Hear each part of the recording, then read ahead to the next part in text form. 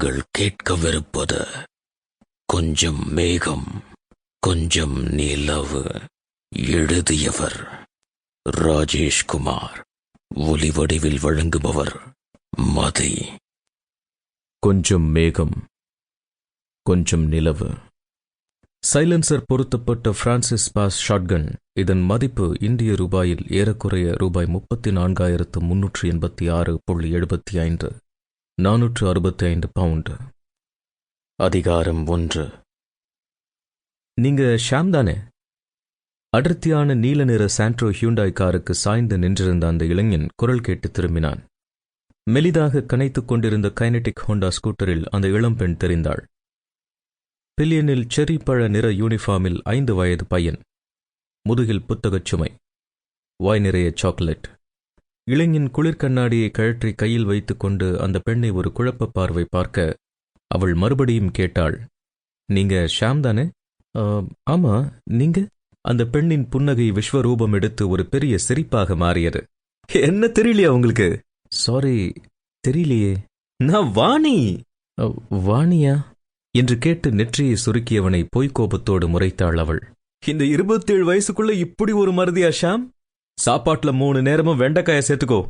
அவள் உரிமையோடு ஒருமையில் பேசவும் ஷாம் கழுத்துட்டையை அவஸ்தையாக இறுக்கிக் கொண்டு தயக்கமான குரலில் கேட்டான், சாரி, ரெக்கக்னைஸ் பண்ண முடியல. நீங்க எனக்கு ரிலேஷனா?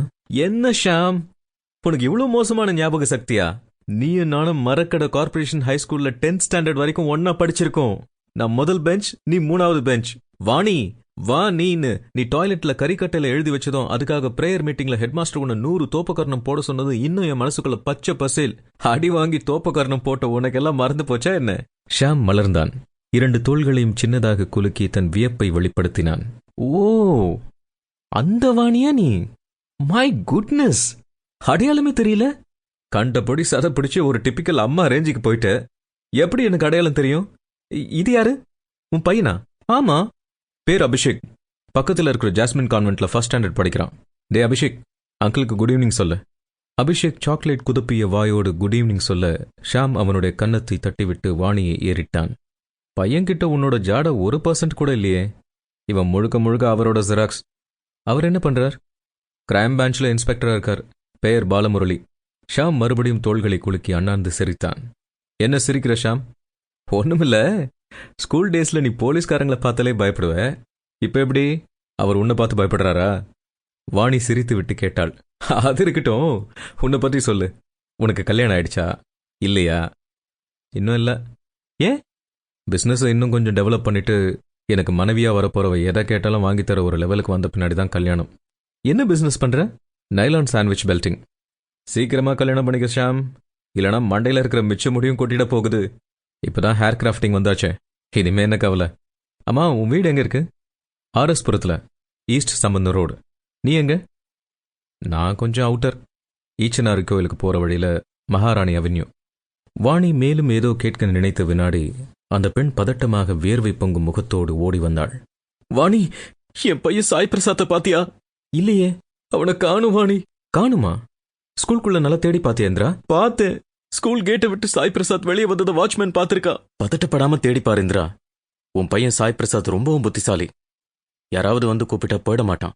அது எனக்கு தெரியும் வாணி, ஆனா பயமா இருக்கே. ஷாம் குறுக்கிட்டு கேட்டான், உங்க வீடு எங்க இருக்கு? ராம்நகர், கோக்லே ஸ்ட்ரீட். இதுக்கு முன்னாடி அவன் எப்பாவது ஸ்கூலை விட்டு தனியா வீட்டுக்கு போயிருக்கானா? இல்ல. போக தெரியுமா? தெரியும். நீங்க லேட்டா வந்ததுனால ஒருவேளை அவன் வீட்டுக்கு போயிருக்கலாம் இல்லையா? வீட்டுல போன் இருக்கா? இருக்கு. போன் பண்ணி பாருங்க. இது மாதிரியான நேரங்களில் டென்ஷன் படக்கூடாது. இந்திரா வியர்த்த முகத்தை சேலை தலைப்பால் ஒற்றிக்கொண்டே வாணியை கலங்கிய விழிகளோடு ஏறிட்டாள். வாணி, நீ என் கூட கொஞ்சம் வாய, எனக்கு படபடன்னு வருது. வாணி தன் கைனடிக் ஹோண்டா ஸ்கூட்டரை ரோட்டோரமாக நிறுத்தி ஸ்டாண்ட் போட்டுவிட்டு ஷாமிடம் திரும்பினாள். ஷாம், இத்தனை வருஷம் கழிச்சு நம்ம சந்திக்கிற நேரம் சரியில்லைன்னு நினைக்கிறேன். நீ கிளம்பு, மறுபடியும் சந்திக்க முடிஞ்சா பேசுவோம். வா இந்திரா, குழந்தையை தேடுற விஷயத்துல என்னோட உதவி ஏதாவது தேவைப்படுமா? வேண்டாம் ஷாம், நீ புறப்படு. சாய் பிரசாத் கொஞ்சம் துடிப்பான பையன். சொன்ன மாதிரி அவன் வீட்டுக்கு போயிருக்கலாம், இல்லனா ஸ்கூல் கேம்பஸ்குள்ள உள்ள எங்கேயாவது விளையாடிக்கிட்டு இருக்கலாம். அவனை கண்டுபிடிக்கிறதுல எந்த பிரச்சனையும் இருக்காது. ஓகே, மறுபடியும் பார்க்கலாம். கவலைப்படாதீங்க மிஸ்ஸஸ் இந்திரா, பையன் எங்கேயும் போயிருக்க மாட்டான். Sample complete. Ready to continue?